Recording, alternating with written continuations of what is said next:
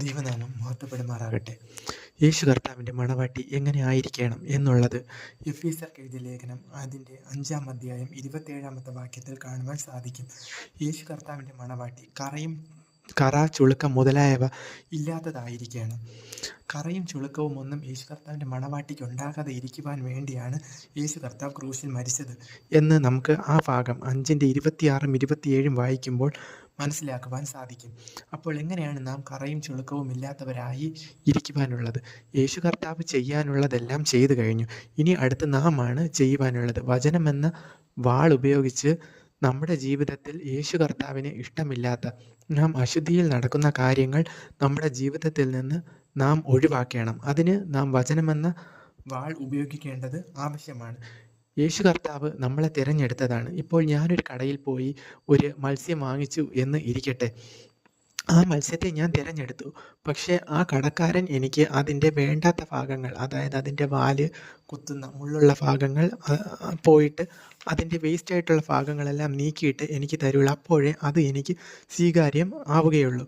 ഇതുപോലെ തന്നെ നമ്മിലുള്ള അശുദ്ധിയുള്ള ഭാഗങ്ങൾ നാം മാറ്റിയാലേ യേശു കർത്താവിന് നമ്മളെ സ്വീകരിക്കുവാൻ സാധിക്കുകയുള്ളൂ. കർത്താവ് നമ്മളെ തിരഞ്ഞെടുത്തു എന്ന് നമുക്ക് വേദപുസ്തകത്തിൽ കാണുവാൻ സാധിക്കും.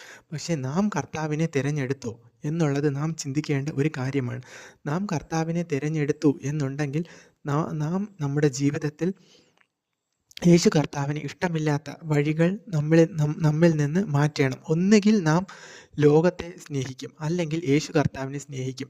ഇപ്പോൾ ഞാൻ കേട്ട ഒരു കാര്യമാണ്, നോഹയുടെ പെട്ടകത്തിൻ്റെ 5 അടി അകലെ കിടന്ന ആളും മരിച്ചുപോയി, 50 അടി അകലെ കിടന്ന ആളും മരിച്ചുപോയി. നോഹയുടെ പെട്ടകത്തിനകത്ത് കയറിയവർ മാത്രമേ രക്ഷപ്പെട്ടുള്ളൂ.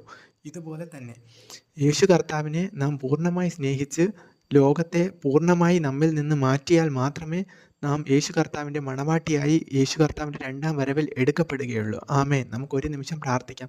സ്നേഹമുള്ള ദൈവമേ, യേശുവേ സ്തോത്രം. Hallelujah, hallelujah. യേശുപ്പ സ്തോത്രം. ഹാലേലൂയ. ഈ വചനങ്ങളല്ലേ യേശുപ്പ, ഇത് കേട്ട ഓരോരുത്തരെയും അനുഗ്രഹിക്കണമേ കർത്താവേ. യേശുപ്പ സ്തോത്രം. ഹാലേലൂയ. അങ്ങേക്ക് ഇഷ്ടമില്ലാത്ത പ്രവർത്തികൾ ഞങ്ങളുടെ ജീവിതത്തിൽ നിന്ന് മാറ്റി യേശുപ്പ അങ്ങേക്ക് അനുരൂപരായി ജീവിക്കുവാനുള്ള കൃപ തരണമേ കർത്താവേ. യേശുപ്പ അങ്ങയുടെ മണവാട്ടിയെ ജീവിക്കുവാനുള്ള കൃപ തരണമേ കർത്താവേ. യേശുപ്പ അങ്ങയുടെ പരിശുദ്ധാത്മാവിനെ തന്ന് യേശുപ്പ സ്തോത്രം വിശുദ്ധിയിൽ ജീവിക്കാനുള്ള കൃപ തരണമേ കർത്താവേ. യേശുവിൻ നാമത്തിൽ തന്നെ ആമേൻ.